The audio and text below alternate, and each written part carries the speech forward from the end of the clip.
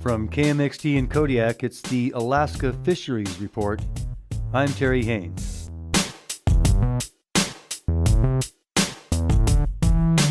I recently had an opportunity to catch up with the founder of the Wild Alaskan Company, Arron Kallenberg. First on the list of subjects was a very large donation. I was fascinated to hear about the Wild Alaskan Company's partnership with the Food Bank of Alaska. That's correct. We donated over 95,000 pounds of sealed and individually portioned wild-caught salmon to the Food Bank of Alaska. Well, but how does it pencil out for the Wild Alaskan Company?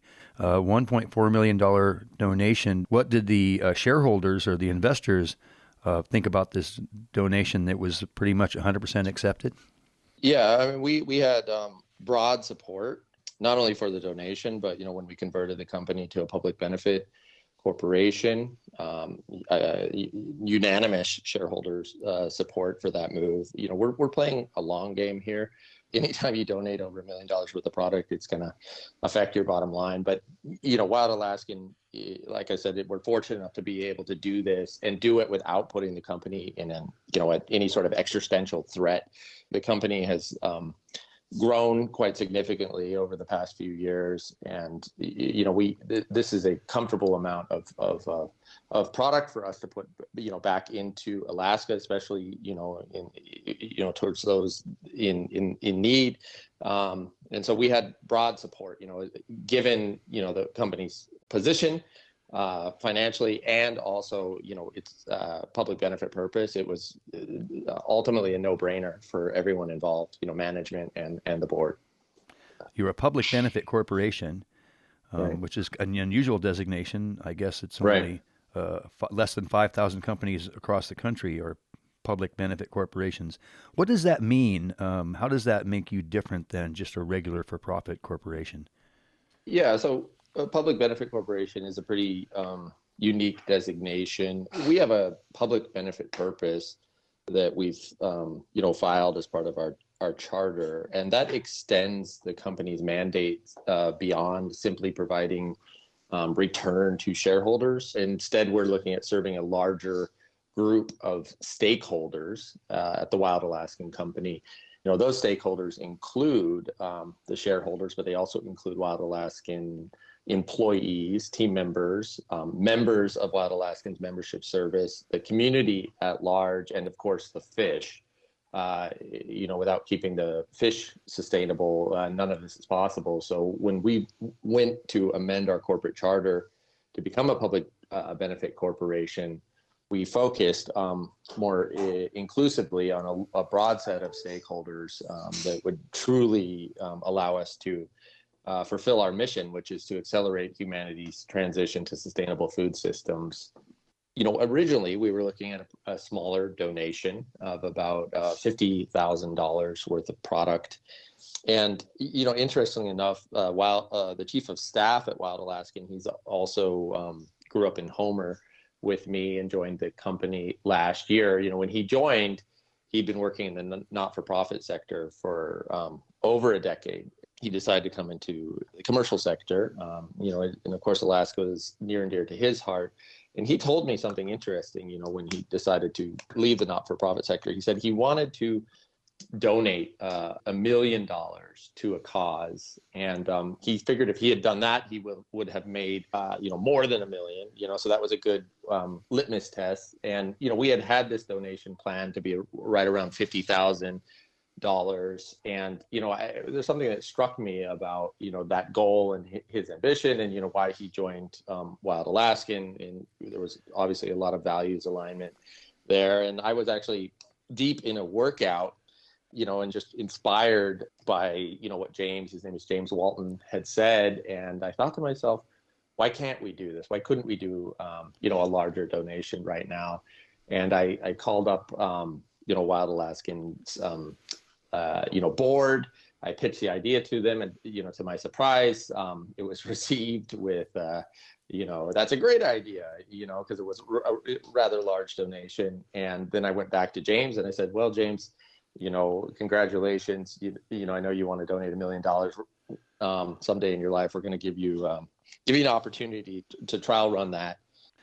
Well, that kind of speaks to the tremendous scope and size that your company has managed to achieve. You guys have had tremendous growth, and we spoke before about how getting frozen food supply chains all lined up and figuring out a system to take advantage of supply chains that exist were very important in the success of your business. How have the supply chains held up? I know the rest of us have had a tough time sometimes seeing milk on the shelves every week in our grocery stores, and we've seen prices go up as a result of supply chain issues. Has that affected your business too? There's no doubt that the costs are increasing and that's affecting the entire industry. I often refer to Wild Alaskan as a tech-enabled frozen logistics company. We have software that drives the allocation of orders nationally, e-commerce orders nationally across a large fulfillment network, warehouses spread across the entire lower 48. And so because we're growing, and we're using data, to calculate the most efficient way to put fish on the doorsteps of members of the Wild Alaskan Company across the country, we've been able to grow against rising costs for the most part. And that's just, all part of making a more sustainable and streamlined supply chain. And really there's a lot more that you could do with software and business intelligence in terms of, bringing costs down and creating a more direct market, at scale. And really that's why I refer to Wild Alaskan Company as a tech-enabled frozen logistics company that happens to sell sustainable wild-caught Alaskan seafood. I also, of course, grew up commercial fishing in Bristol Bay, Alaska, as did my father, as did my grandfather. And one of the reasons that the donation is near and dear to our hearts is there's a real irony, in terms of food security in Alaska. Alaska is, obviously an abundant source of wild, sustainable seafood. But the reality is many Alaskans, including many Alaskans that commercial fish, can't really afford the fish, on the market, nor do they always have access to it. In fact, if you commercial fish in Bristol Bay, it's often, not economical for you to ship fish back. We grew up in Homer, from Bristol Bay. You can catch it, you can sell it commercially, but then you go off and you buy it, as part of the industrial food system. And there is an irony in the fact that Alaskans don't have access to this own resource. And I certainly experienced that, growing up, as did many other Alaskans. And, it doesn't stop there. I think I've talked in the past with you, I think in another interview, about the overcapitalization of the fishery. It's really expensive, especially for younger fishermen and women who are just getting started, to purchase a permit and a boat, and it's prohibitively expensive, and I think that is affecting, Alaska's ability, to maintain its status, and that's something that we need to focus on. Not only do we need to focus on, making the supply chain more efficient, and more transparent with respect to, how the dollar is divided up, in harvest.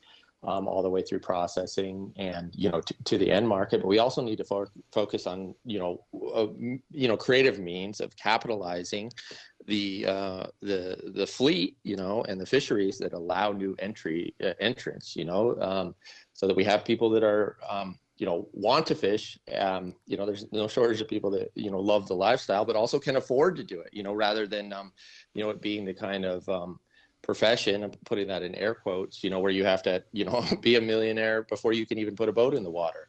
And, so when I look at sustainability, it's not just sustainability of the fish itself, it's the economic sustainability of the fisheries and Alaska as a whole.